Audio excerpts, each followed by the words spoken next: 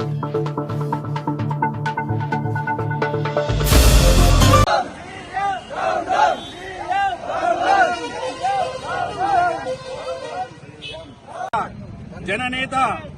మన మాజీ తెలంగాణ తొలి ముఖ్యమంత్రి వర్యులు శ్రీ కల్వకుంట్ల చంద్రశేఖరరావు గారిని ఈ విధంగా సిట్ విచారణ పేరుతో పిలవడం, అది కూడా వెనువెంటనే పిలవడం, ఆయన చెప్పినట్టు ఏది వినకుండా హైదరాబాద్కు రమ్మనడం, ఇది నేను వ్యతిరేకిస్తున్నాం బీఆర్ఎస్ పార్టీ తరఫున.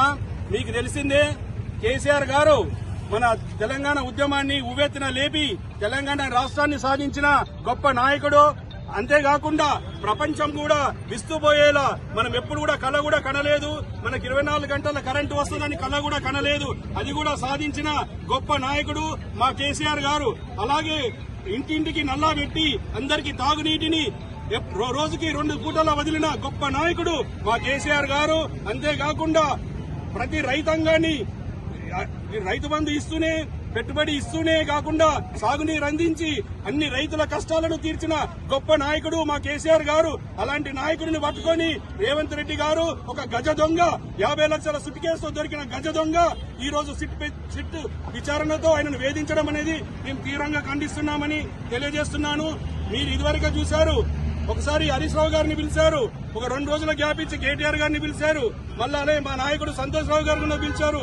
ఈ రోజు కేసీఆర్ గారు విన్నవించుకున్న ఎర్రవల్లి వాళ్ళ సొంత గృహానికి వచ్చి విచారించాలని కోరినా కూడా దాన్ని తిరస్కరించి కేసీఆర్ గారిని నందినగర్ ఇంటికి పిలిపించుకొని విచారించడాన్ని మేము వ్యతిరేకిస్తున్నాము. ఈ ఫోన్ ట్యాపింగ్ అనేది ఒక టీవీ సీరియల్ లాగా, ఒక రాజకీయ క్రీడలాగా ఈ రేవంత్ రెడ్డి ప్రభుత్వం దీన్ని ఆడుతుంది తప్ప దీంట్లో ఎలాంటి నిజం లేదు.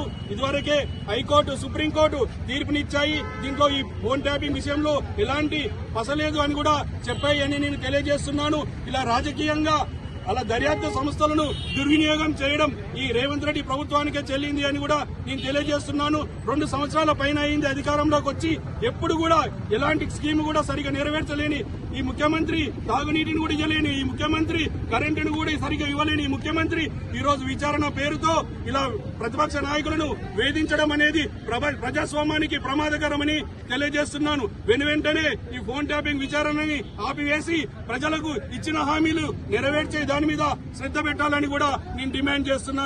జై తెలంగాణ, జై కేసీఆర్, జై కేటీఆర్, జై హరీష్ రావు.